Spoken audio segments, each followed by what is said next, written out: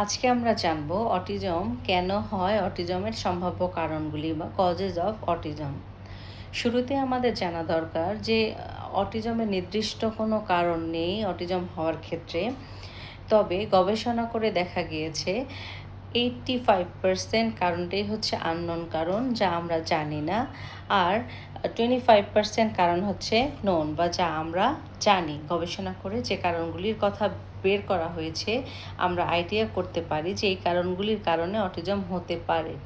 তবে যে কারণগুলি আমরা জানি সেই কারণগুলি থাকলেই যে একটি দুটি বা তার অধিক কারণ থাকলেই যে অটিজম হবে, এটার শিওরিটি দেওয়া হয়নি কোথাও। মানে এগুলি হচ্ছে রিস্ক ফ্যাক্টর হতে পারে, যেহেতু গবেষণা করে এই কারণগুলিকেই খুঁজে বের করা হয়েছে।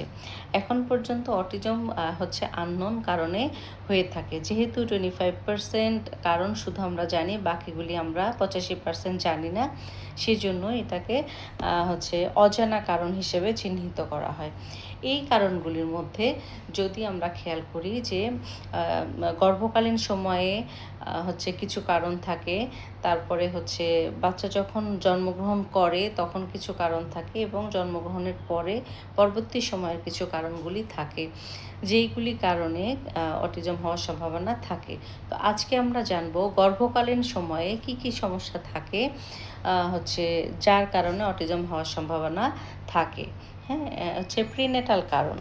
প্রিনেটাল কারণগুলো বা গর্ভকালীন সময়ে মায়ের কি কি সমস্যা থাকলে অটিজম হওয়ার সম্ভাবনা থাকে, সেগুলি হচ্ছে যাকে বলা হয় প্রিনেটাল কজেস। যেমন শিশু গর্ভে থাকা অবস্থায় কিছু বায়োলজিক্যাল, জেনেটিক ও এনভায়রনমেন্টাল ফ্যাক্টর যা ব্রেন ডেভেলপমেন্টে প্রভাব ফেলতে পারে, সেগুলি মূলত প্রিনেটাল কজেস। হ্যাঁ, মানে মায়ের গর্ভে যখন শিশু থাকে তখন কিছু কিছু জেনেটিক কারণ, এনভায়রনমেন্টাল কারণে, মানে পরিবেশগত কারণে অটিজম হওয়ার সম্ভাবনা থাকে, যার কারণে শিশু অটিজম হওয়ার সম্ভাবনা থাকে। এখন যে প্রিনেটাল কারণগুলির মধ্যে কি কি থাকতে পারে, একটা হচ্ছে জেনেটিক কারণ বা জেনেটিক ফ্যাক্টরস। জেনেটিক ফ্যাক্টর কি কি? অটিজমের সবচেয়ে গুরুত্বপূর্ণ কারণগুলির মধ্যেই হচ্ছে জেনেটিক ফ্যাক্টর একটা কারণ। এটা পরিবারে কারো যদি অটিজম, এডিএইচডি, আইডি, হ্যাঁ, বা নিউরো ডেভেলপমেন্টাল ডিসঅর্ডার থেকে থাকে, তাহলে সেগুলি হচ্ছে অনেক বেশি রিস্ক থাকে যে অটিজম হওয়ার সম্ভাবনা। মানে এটি হচ্ছে জেনেটিক ফ্যাক্টর। যদি কারো বংশে এই ধরনের, মানে ক্লোজ রিলেটিভ, হ্যাঁ, যদি এরকম থাকে, তাহলে কিন্তু অটিজম হওয়ার সম্ভাবনা থাকে। এমন না যে এরকম থাকলেই আপনার অটিজম হবেই, এটা বলা হয়নি। মানে হতে পারে, হ্যাঁ, তবে এটা বেশি রিস্ক। তারপরে হচ্ছে মেটার্নাল ইনফেকশন, মানে কি গর্ভকালীন সময়ে যদি কারো সিভিয়ার হচ্ছে ইনফ্লুয়েন্স হয়, তারপরে রুবেলা বা কোনো ধরনের ইনফেকশন হয়, তাহলেও কিন্তু অটিজম হওয়ার সম্ভাবনা থাকে। এটি কী করে, অনেক বড় ধরনের ইনফেকশন হলে কি হয়, ফেটাল ব্রেন ডেভেলপমেন্টে প্রভাব ফেলতে পারে, সেজন্য অটিজম হওয়ার সম্ভাবনা থাকে, যেহেতু অটিজম একটি নিউরো ডেভেলপমেন্টাল ডিসঅর্ডার। ওকে, তাহলে হচ্ছে মেটার্নাল স্ট্রেস। মেটার্নাল স্ট্রেস কি? মেটার্নাল স্ট্রেস হচ্ছে দীর্ঘমেয়াদী স্ট্রেস, অ্যাংজাইটি, ডিপ্রেশন, হ্যাঁ, নার্ভাস সিস্টেমকে কী করে, ডেভেলপে প্রভাব ফেলতে পারে, সেই জন্য অটিজম হওয়ার সম্ভাবনা থাকে। মানে যখন সন্তান গর্ভে থাকে, মা যখন গর্ভবতী থাকেন, তখন তার যদি মন মানসিকতা ভালো না থাকে, কোনো বিষয় নিয়ে যদি স্ট্রেস অনেক বেশি থাকে, অ্যাংজাইটি থাকে অনেক বেশি, ডিপ্রেশন, এই প্রত্যেকটা জিনিসের কারণে, এগুলি সবগুলি হচ্ছে কি হচ্ছে মেন্টাল প্রবলেম, মেন্টাল ডিস্টার্ব, এগুলির কারণে অটিজম হওয়ার সম্ভাবনা থাকে। এগুলি হচ্ছে রিস্ক ফ্যাক্টর।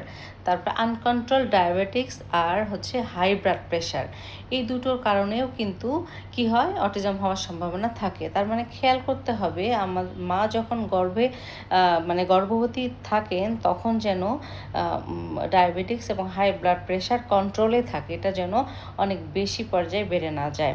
কারো কারো ক্ষেত্রে শুধু গর্ভকালীন সময়ে, অন্য কোনো সময়ে ডায়াবেটিক্স নেই, বাট গর্ভকালীন সময়ে ডায়াবেটিক্স ধরা পড়ে, এটা হচ্ছে দেখা যায় কমন, বাট এটা যেন বেড়ে না যায় সেদিকে খেয়াল রাখতে হবে। তারপরে হচ্ছে নিউট্রিশনাল ডিফিসিয়েন্সি, সেটা কি? ফলিক অ্যাসিড, আয়রন ও প্রয়োজনীয় নিউট্রিশনের ঘাটতির কারণেও ব্রেন ডেভেলপমেন্টে প্রভাব ফেলতে পারে, যার কারণেও শিশু অটিজম হওয়ার সম্ভাবনা থাকে। হার্মফুল সাবস্টেন্স এক্সপোজার, মানে কি স্মোকিং, অ্যালকোহল, ড্রাগ ও টক্সিক এর কারণেও শিশুর ডেভেলপমেন্ট, ব্রেনের ক্ষতিগ্রস্ত হয়। এটি সাধারণত আমাদের দেশের বাইরে বাংলাদেশের প্রেক্ষাপটে মেয়েরা কম ধরনের স্মোক করে, যার কারণে এটির সম্ভাবনা কম। দেশের বাইরে এ ধরনের হচ্ছে এই প্রবলেমটার কারণে অটিজম হওয়ার সম্ভাবনা একটু বেড়ে যায়। তবে শুধু যে ডায়াবেটিক মাই যে অ্যালকোহল খাবে, মায়ের কারণেই যে মানে মা ড্রাগ নিচ্ছে যার কারণে যে হচ্ছে তা না। যে পরিবেশটাতে যেমন একই রুমে যদি বাবাও হচ্ছে স্মোক করে, বাবাও অ্যালকোহল সেবন করে, একই বাসায় যদি অন্যান্যরা করে, সেটার কারণেও কিন্তু ডায়াবেটিক্স মানে সেটার কারণেও কিন্তু বাচ্চা এরকম হওয়ার সম্ভাবনা থাকে। তার মানে পুরো পরিবেশটাকে ঠিক রাখতে হবে, শুধু মা সচেতন থাকলে হবে না, বাবা কিংবা ফ্যামিলির যে মেম্বার্সগুলি, শ্বশুর শাশুড়ি, ননদ দেবর বা ভাই বোন, হ্যাঁ, আর যা ক্লোজ রিলেটিভ যারা একই সাথে একই বাসায় থাকে, সেগুলিও সেদিকেও খেয়াল রাখতে হবে। তারপরে হচ্ছে অ্যাডভান্স প্রিনেটাল এজ, মানে কি বাবা মায়ের বয়স যদি একটু বেশি বয়সে বাচ্চা নেয়, তখনও এই রিস্ক ফ্যাক্টরটা থেকে থাকে। আরও একটা এটা হচ্ছে যদি যমজ কোনো সন্তান থেকে থাকে, এটা জেনেটিক কারণে যমজ সন্তানের ক্ষেত্রেও কিন্তু দেখা যায়, যদি দুইটি সন্তান হয় একই সাথে যমজ সন্তান, তাহলে কিন্তু একজন হচ্ছে অটিজম হওয়ার সম্ভাবনা থাকে। তবে গুরুত্বপূর্ণ কথা কি, এগুলি শুধুই হচ্ছে রিস্ক ফ্যাক্টর, যেটা আমি শুরুতেই বলে নিলাম। এগুলির কোনো একটি থাকলেই যে অটিজম হবে এমন কোনো কথা নয়, হওয়ার সম্ভাবনা থাকে। অটিজম, একটা জিনিস খেয়াল করতে হবে, আমাদেরকে মানতে হবে, বুঝতে হবে, জানতে হবে, সেটি কি অটিজম কোনো বাবা মায়ের দোষ নয়।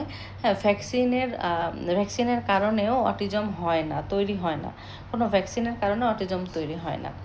আমাদেরকে কি করতে হবে, অটিজমকে জানার জন্য, বোঝার জন্য, এর কারণগুলি বোঝার জন্য।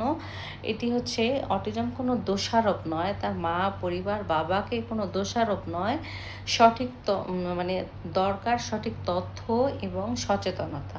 আমরা যদি সচেতন হই, কারণগুলি সম্পর্কে আমরা যদি জানি, তাহলে আমরা গর্ভকালীন সময়ে এবং আমরা বেবি নেওয়ার আগেই প্রিপারেশন নিব যে কেমন কি কারণে অটিজম হতে পারে।